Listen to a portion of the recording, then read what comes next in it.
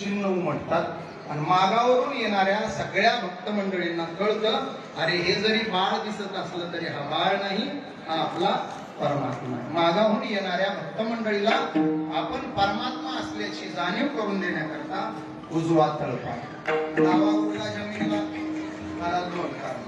एक डावी बाजू हे शरीराचं प्रकृतीचं अंग आहे. तुम्ही महादेव पार्वतीचा फोटो पाहिला असेल, अर्धनारी नटेश्वर. उजव्या बाजूला महादेव, डाव्या बाजूला पार्वती. डावा अंग हे प्रकृतीचं आहे.